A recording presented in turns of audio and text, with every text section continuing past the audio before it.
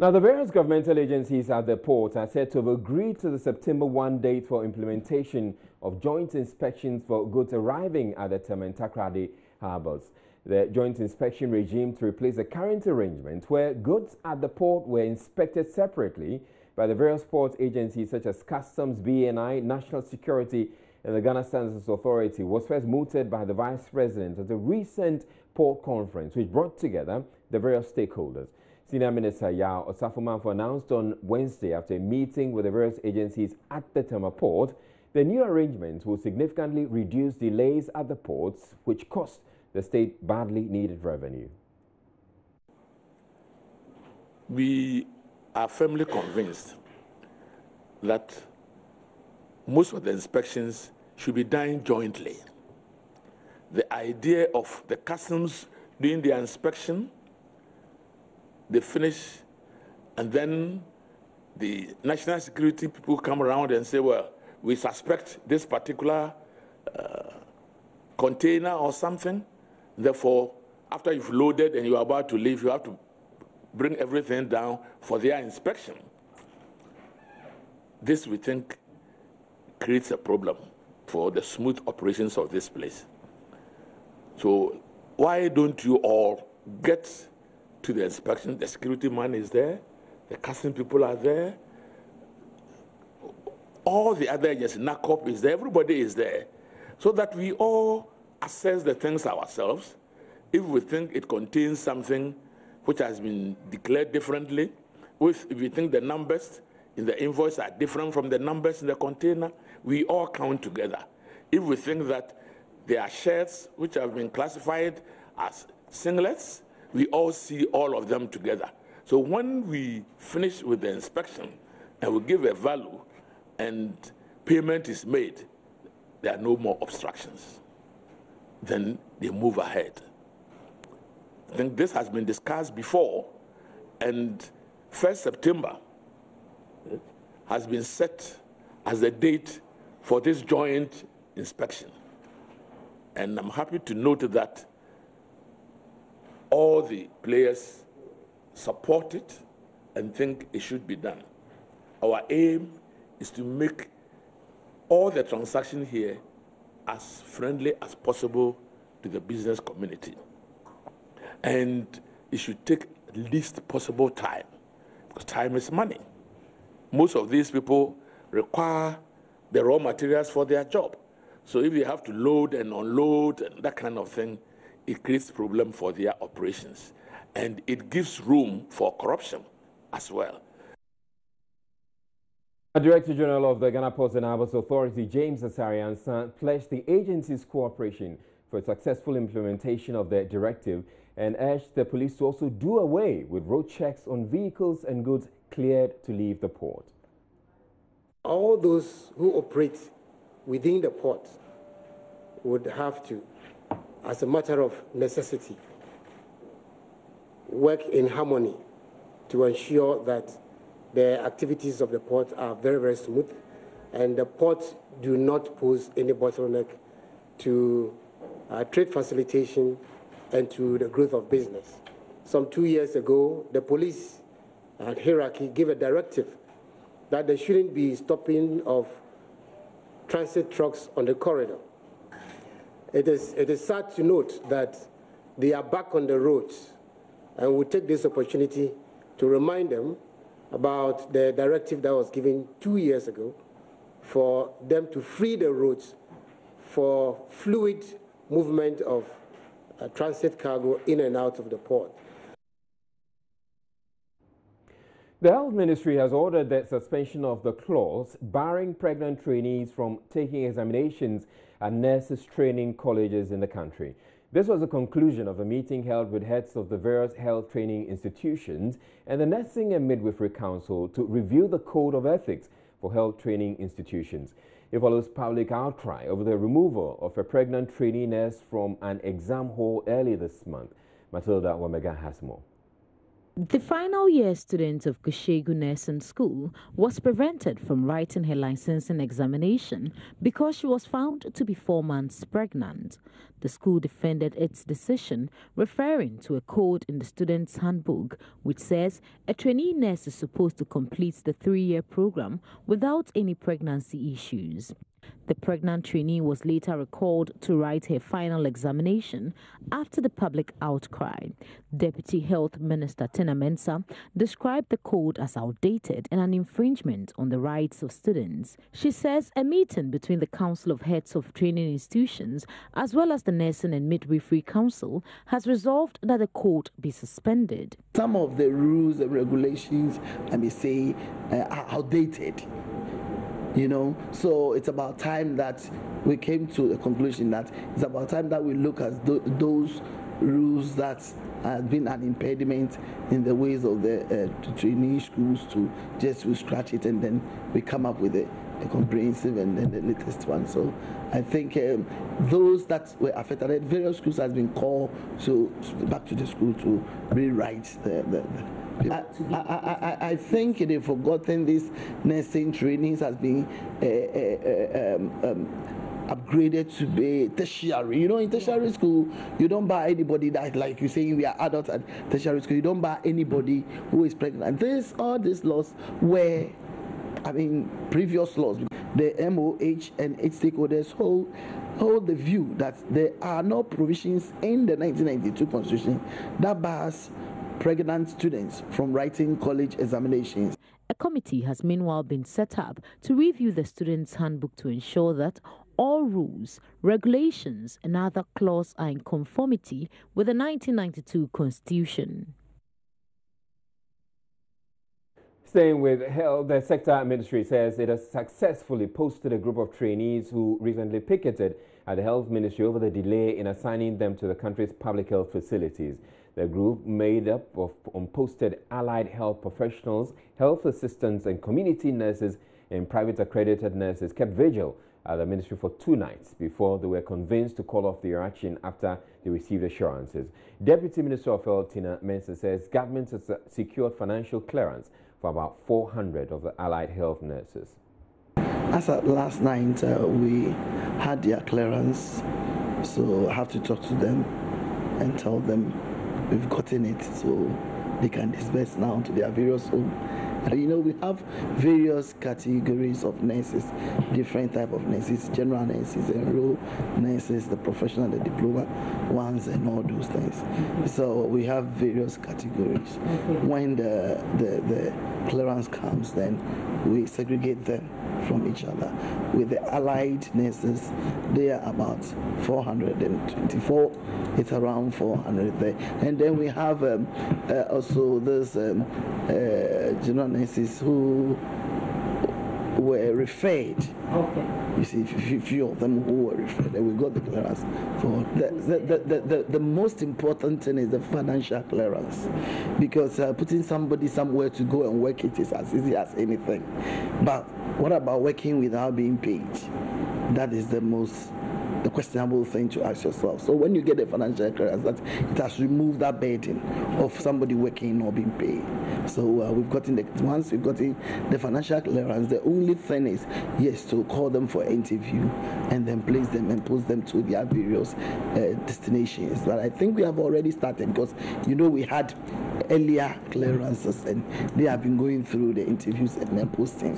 So it's a continuous thing. Okay. It isn't like because they came to picket here, that was why we rushed to go and get their financial clearance for them. But this is something that has already been captured in the 2017 budget. Research and advocacy group, the Savannah Research and Advocacy Network, has described as unlawful the removal from office the medical director of the Greater Accra Regional Hospital, Dr. Thomas Anaba. At a news conference at Bolgatanga, the group appealed to the president to call the health minister, Kweku Agyeman Menu, to order and reinstate Dr. Anaba. Albertore has more. Last week, news of the controversial removal of the medical director of the Greater Accra Regional Hospital, Dr. Thomas Anaba, from office got many people talking, as Dr. Anaba in several interviews insisted that his removal from office, or what was described as a transfer, was illegal, and therefore he was not vacating his post. Some Ghanaians read political undertones into the decision, but government remained resolute, insisting it did nothing wrong. The Savannah Research and Advocacy Network, an advocacy group based in the Upper East region, at a news conference in Bolgatanga on Tuesday, questioned the circumstances under which Dr. Thomas Anaba was removed. Ladies and gentlemen of the press, Sarah would want to ask the health minister whether he is aware that Ghana Health Service under his ministry is completely different from the university system under the education ministry. Did he, Kwaku, coordinate with Honorable Machu Opoku Prempe, the education minister, on this issue? Sarah would again like to ask the minister whether Dr. Anaba was appointed unlawfully. Has Dr. Anaba breached his contract? The group also touted his achievements, saying he deserves to remain at post. His achievements are innumerous, and I'll use the whole day to read them out. Having gone through his achievements with you, Dr. Anaba has demonstrated considerable level of selfless leadership, hard work, and commitment. He is a visionary leader who has exhibited high level of competence and must be reinstated to continue his good work of ensuring quality health care delivery. The Savannah Research and Advocacy Network called on the president to reinstate Dr. Anaba to help restore the trust of Ghanaians in the government. By this press conference, we, the members of Savannah Research and Advocacy Network, SARA, would want to advise the president that he should not allow individuals to run his government for the country. Mr. President, kindly reinstate Dr. Thomas Winsome Anaba to perform his duties as a medical director of the Greater Accra Regional Hospital, RICH. Watching Joy News Prime, we're taking a break, but still to come in the bulletin. Foreign Affairs Ministry warns former government appointees and ex-MPs still holding on to diplomatic passports. They risk being embarrassed at the airports if they refuse to hand them in. It might not be very good for such a person who should have handed in the passport and who decides not to, but to travel with it, to be stopped at the airport. Meanwhile, in the UEFA Europa League final currently underway in Stockholm, Sweden, between Manchester United and Ajax, Manchester United is leading by 1 goal, courtesy Paul Pogba. Stay tuned. We'll be back with more here on Joy News Prime.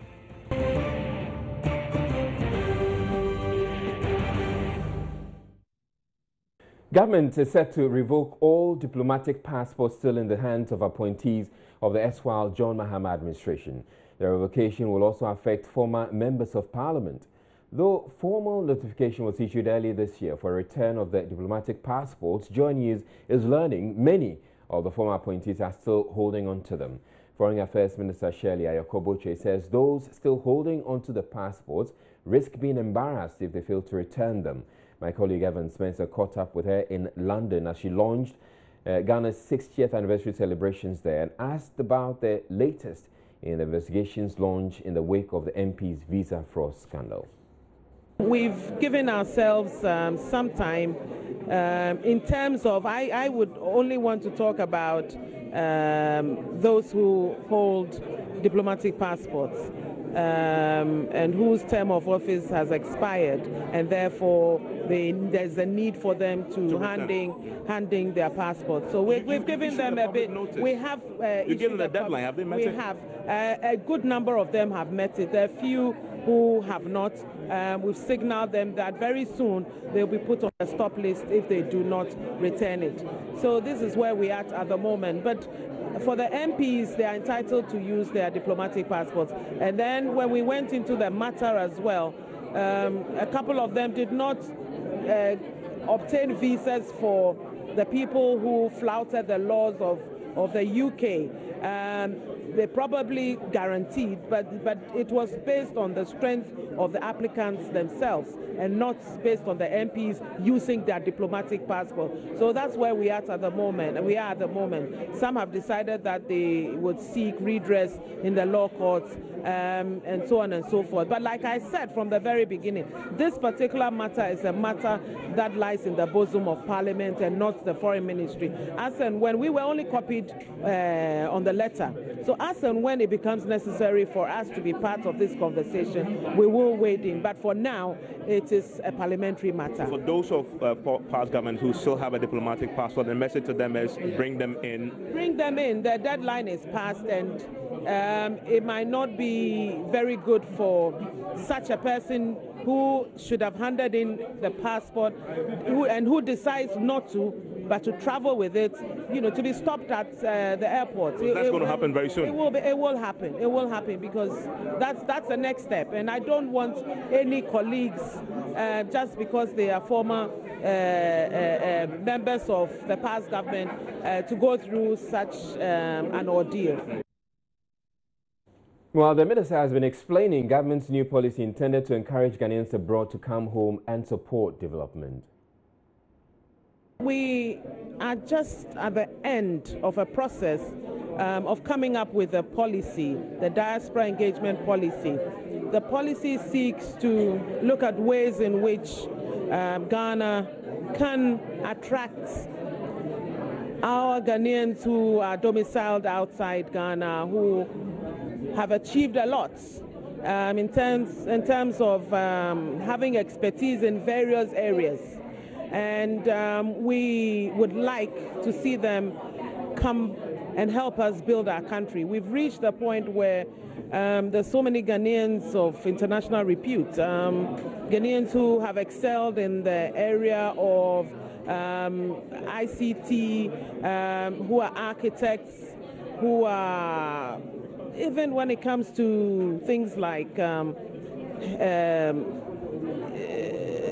fashion designers, hairdressers, bakers, all kinds of areas of expertise. And we believe that these things that they have over the years, and that the knowledge and experience that they have acquired over the years outside, they can. 26-year-old Abilimpe Mowako branch manager Jihad Shaban has told an Abeka district court to disregard claims by caterer Evelyn Boache that he referred to her as a prostitute. Jihad is standing trial for assaulting the caterer, a claim he has denied and has been testifying to the court for the past 2 weeks. And the cross-examination, Jihad dismissed the account captured in a statement to the police where he stated he called her Sharamuta, a colloquial Arabic word meaning prostitute. Joy News' Joseph Akable was in court and reports. The cross-examination of Jihad Shaban by Chief Inspector Hansenama on Wednesday focused largely on the use of the word Sharamunta. Now, this is a word that prosecution witness 1, Evelyn Boache, had told the court meant prostitute. She claimed Jihad Shaban uttered those words to her when he realized she was using the blender of the Mowako restaurant. Now, Jihad Shaban denied ever using that word in reference to the lady. He insisted he had no understanding of that particular statement. Chief Inspector Hansenama referred him to the police caution statement taken from him upon his arrest. He still told the court he never uttered those words. Asked whether he had an understanding of what prostitute is in Arabic, he denied having such understanding. He was also asked about the relationship between himself and the workers at the company, especially in circumstances where they complain about their health status. He told the court the often procedure is that they allow such persons to be sent to the hospital, not directly by him. Chief Inspector Hansenama paused with his cross-examination, expecting to continue at the next agenda date. Hearing continues on May 31st, as cross-examination is expected to progress. Reporting for Joy News, Joseph Akable, Abeka District Court. Residents of Akosombo and its environs are planning another protest against the Volta River Authority over what they describe as a high electricity bill slapped on them. It follows a similar demonstration last week at which VRA promised to respond to their issues within a week. Kwame Yanka sent in the following report.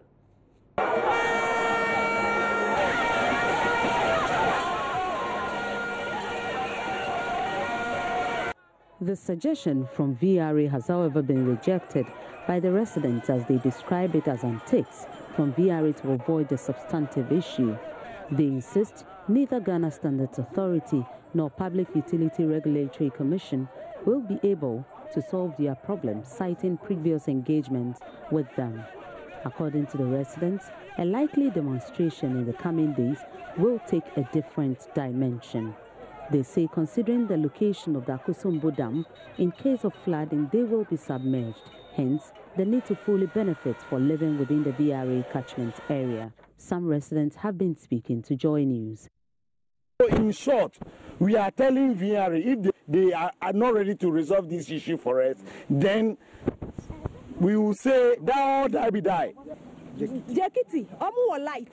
Free. Operators. Jakiti enjoys free electricity, while our bills are used to pay VRA staff.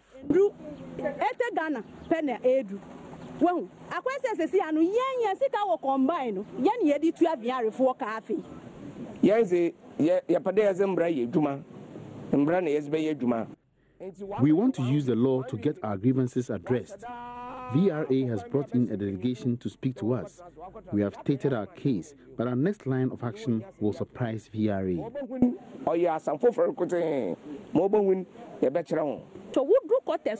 Electric cookers. Those living in the quarters use electric cookers to cook. We at Combine don't have such electrical appliances, yet we pay more.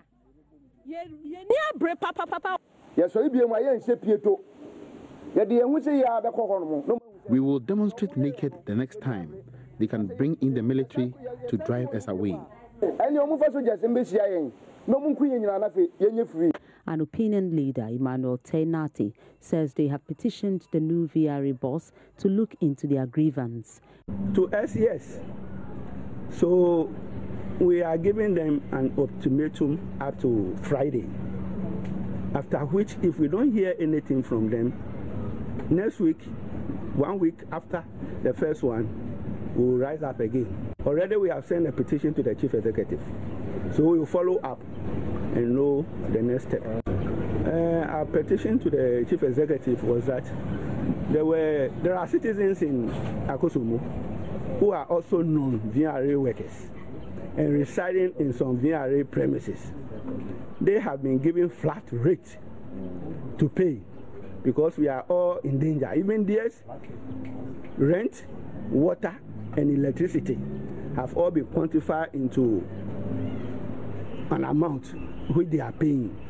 So since we are all in that danger zone, and they have indicated a place where when there is danger we shall run through, then we also suggest that we must also be given flat rate to pay, so that there must be an equilibrium in the system. Nobody is cheated. Meanwhile, Head of Corporate Affairs at VRA, Gertrude Kumsen, when contacted, maintains that going to Ghana Standards Authority to prove the metering system is accurate is the only way out. Kwame Yanka's report for Joy News.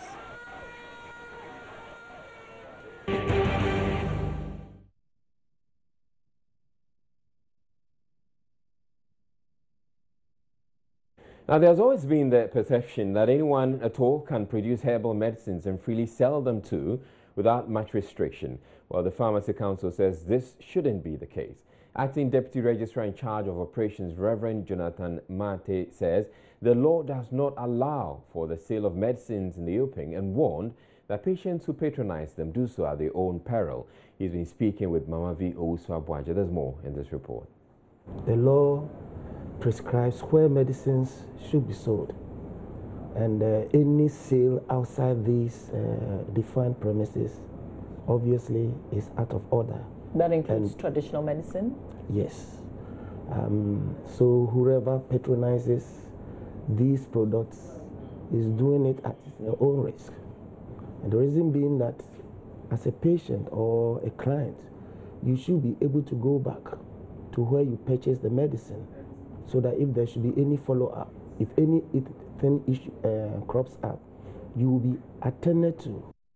It is not unusual to find vendors selling medicines, especially herbal medicines, on the streets of Accra and in the open. But what do they have to offer?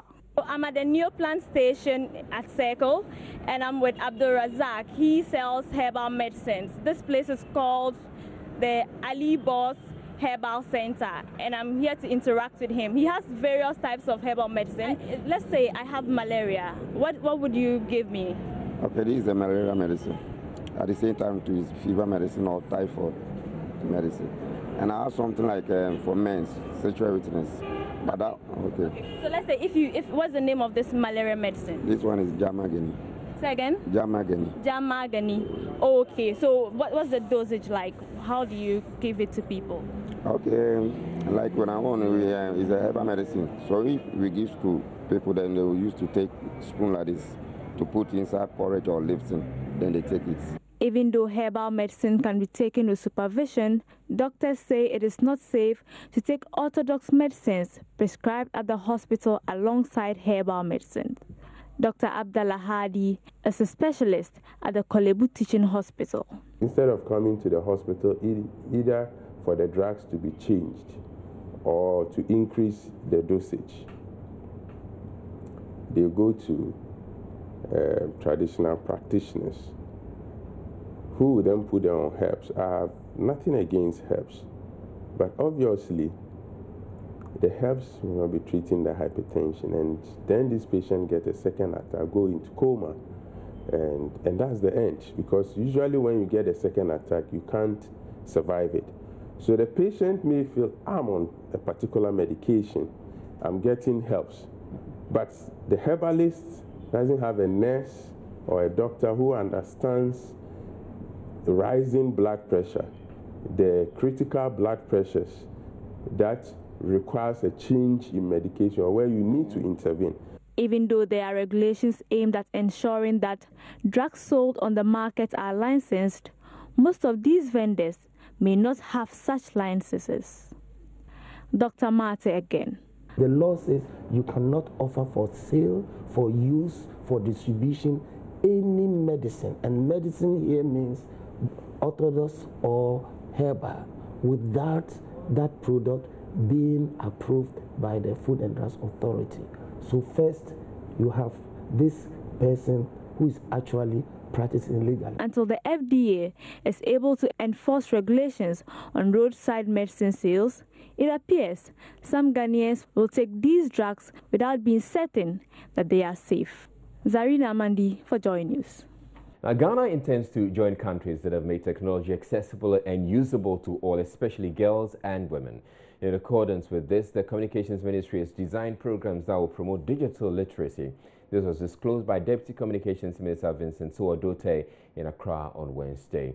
Suodote noted his office is equipping community internet centers in districts across the country in a bid to ensure no girl is left out in gaining knowledge to internet use. As a ministry, we have an elaborate program to ensure that we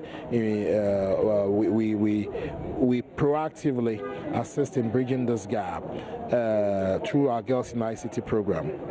Yeah, but once you try to demystify, there's an issue of accessibility and then affordability. We are trying to design this program such that everyone in the rural areas across the country will have the opportunity to really experience some form of technology, and also for girls especially to know that there are huge career opportunities in technology. So that will address the issue of accessibility. As I said, once we set up the CICs, the first year, the connectivity is free of charge.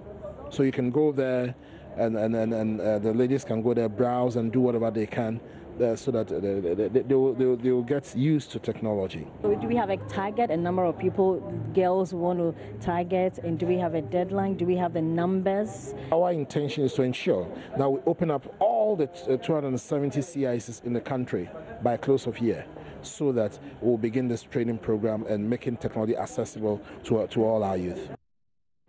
Also at the program, the Media Foundation for West Africa launched a report card on a research conducted on women's rights online. The card highlighted challenges women face in accessing, participating in, and benefiting from the World Wide Web. Manager for Freedom of Expression at the Foundation, Dora Mauto, explains to Joy News measures the organization wants government to embark on in closing the technology gender gap. They want to see women use technology in trading, communication, and education. The main challenge here is that women are about 50% less likely to be online compared to men. And we don't have to leave it like that, because we believe that there are both economic, political, educational, religious, and even cultural benefits everyone, especially women, can derive from the internet and ICTs. Why should we be left behind? When a petty trader can use the internet to market her products, why should women be left behind? When a hairdresser can use the internet, or a seamstress can use the internet to market and sell her products. And we usually think that because those are informal sectors, they don't really have to bother with internet-related things. Even for working women in the formal sector, beyond the office, we still use the internet to look for information, both for home-related issues, but also for personal development, in terms of education, in terms of political participation, in terms of any other thing we want to do, other extra activities we may want to do online that will fetch you some money. So we believe that the opportunities are there. And just like we are calling for equality, equity in gender parity in every sphere of life, this is a very critical area. You have a timeline where you want to see the government act, because you have come up with some recommendations for governments to act on. Do you have some timeline where you want to see the impact? In fact, if I should say, we want to see the impact from tomorrow. But then the reality of the issue is that whatever he has promised and committed to, they'll still have to sit and plan. So we are hoping that within the next year to the first 4 years of this government, we'll see practical changes.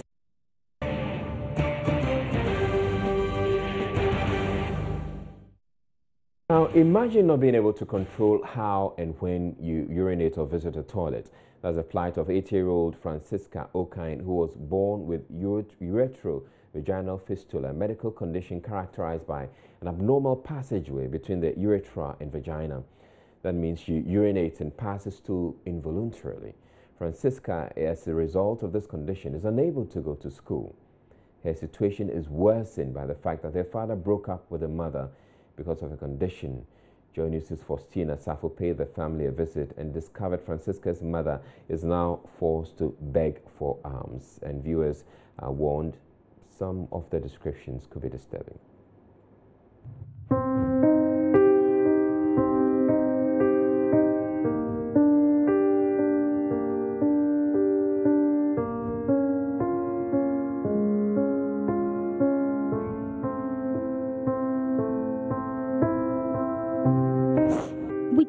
Running down her cheek, Francisca Okine struggles to respond to my questions. She's only 8, but has been through so much already. When she was only 6 months old, her mother noticed she would pass stool and urinate so frequently she had to change her diapers more than 10 times a day.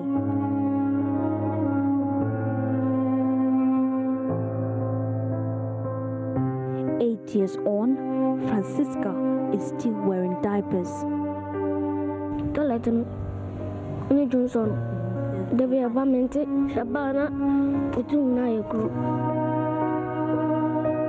she was born with ureterovaginal fistula, a medical condition where there's an abnormal passage between the urethra and the vagina.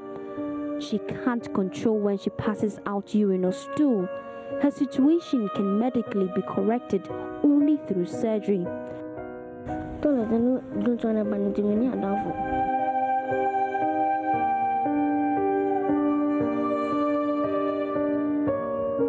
Her mother, Esther Samoa, is only 29 but has already started developing wrinkles. After her husband left, she has become the breadwinner of the family. To take proper care of Francisca, she has to stay by her child. Esther cannot get a job as a result. With no job or money, buying diapers has now become a nightmare. ana akwala ne bo de park no tumi bo na ne nyina sa me nkomba eti akwala ne ho me brankasa ibo ampo a da me nya pampers no etete matare na me da hye no ho na me de polythene bag black ne kese no na me de abɔ no te sɛ rubber pint me yes ama no so na akwala ne mu nyina pro na ye kro chaka se ebo a me nam na me sere nkrofo a obo a pampers na no atono de ama me se me nje mfa nkɔbɔ akwala bi kaka so obo kita o se je ba ko te aduane ma akwala ne na me da ko te aduane ma akwala no. Begging has now become the only way out. Esther says her attempts to get her husband's family to support the child proved futile as her mother-in-law does not want to have anything to do with the cursed child, as she calls Francisca. In one of Esther's frequent visits to the hospital, she contemplated abandoning her daughter there.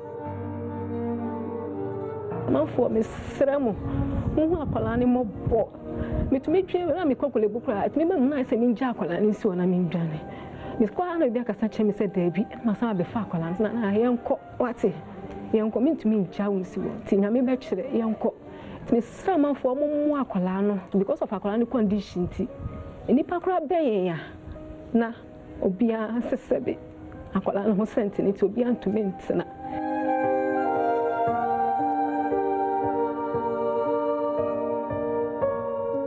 Right before my eyes, Francisca involuntarily urinated. Her dream is to be able to attend school like her age mates. She needs your help to have an retrovaginal fistula repair.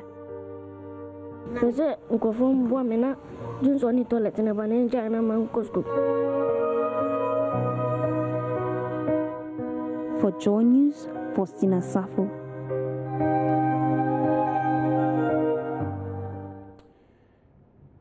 Certainly a really touching story, and please help if you can.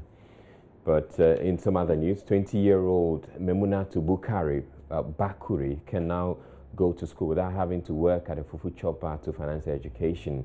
Joy News aired the story of this 20-year-old student who is a student of Brifo Senior High School but had to pound fufu to see herself through school. Thanks to the benevolence of a Ghanaian based in the United Kingdom, Beverly Alderson, Memunatu has full funding for her education.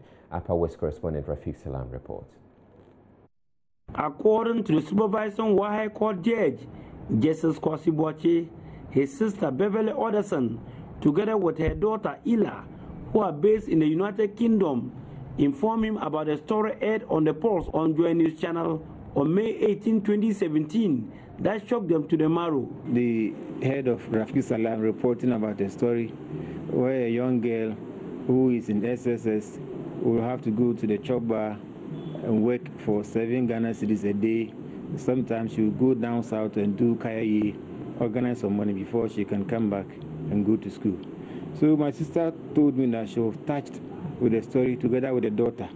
So I should look for the reporter and then see what we can do. Justice Kwasi contacted the sister on phone when she met Memuna Bakuri for her to discuss on the kind of support she will need to go back to school. Beverly Alderson then asked Justice Kwasi to present on her behalf a cash amount of 1,000 Ghana cedis to Memunatu and with a promise of footing all her school bills till she completes school next year. She has promised that we will take care of the school fees and all those related charges. And so today she has asked me to present 1,000 Ghana cedis, which will be 10 million cedis, on her behalf to you to be presented or given to the girl so that here tomorrow she will go back to school to continue. And then from there we will take it on. Memuna broke down in tears once she saw the money being pulled out and counted. The money that they give to me, I won't take serious on it. If I go to school, I won't do any careless work apart from reading and those things that they will say that I should do in school. Senior sister of the fufu seller, Isa Atika, thanked them for the kind gesture. Memuna came to us to pound fufu and to look for help to go to school. We will thank God Almighty for bringing you the judge and your sister to help her. We are very grateful to both of you. We will also thank Joy News for bringing to light the sad story of Memuna. We want to assure you that we won't let you down. Justice Kwasibuachi was full of praise for Joy News for bringing to light some of the hidden issues for public attention. I mean, Rafi Salam, you know, I've been telling you, you are a fantastic reporter. Reporting for Joy News, Rafiq Salam.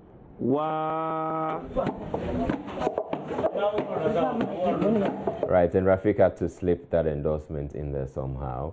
Now it's time for some fact-checking, and today we're focusing on some claims made by Energy Minister Boakye Jaku when he spoke to a group of journalists at after the inauguration of a 7-member ECG Private Sector Participation Stakeholders Committee in Accra. Raymond Akwa throws more light on these claims and the verdicts in the following report. Let's start with the minister's claim on how much the Electricity Company of Ghana, ECG, collects a week from its receivables. Listen to him. I don't understand how ECG, 130 million cedis a week in receivable, you collect 50 million. This is false. There was never a week in the last 19 weeks that ECG collected 50,000 cedis, as the minister purports. Indeed, the ECG's collection data for the last 19 weeks show an average collection of 103,918,594 cedis per week. The least collected within the period under review was that of the first week, which had 76,947,772 cedis being collected. This is followed by week 16's collection, which was 89,310,837. He also made claims about the cost of power loss, saying each percentage of power loss is 60 million cedis. And each percentage of power loss is 60 million cedis. This is misleading, because the minister erroneously chose to price both commercial and technical losses at the end-user tariff, leading to the false impression that 1% of the losses cost the nation some 60 million cedis. Now, the right way of calculating the cost of the losses would be to price technical and commercial losses separately. This is because technical losses are priced at the generation and transmission cost, and commercial losses are priced at the end-user tariff. So using the minister's percentage of general losses, this will result in a 31,424,761 cedis per year as cost of 1% losses, contrary to the minister's claim that it is 60 million cedis. Minister Jaku also made claims on ECG's monthly debt accumulation. ECG, their debt accumulation on a monthly basis, 66 million cedis. Every month, they add 66 million cedis to their debt. This is true. Just that, this largely represents how much government owes the ECG per month. All right, and on that note, we end the bulletin. And congratulations to the Manchester United fans. My name is Uzolai. Have a good evening.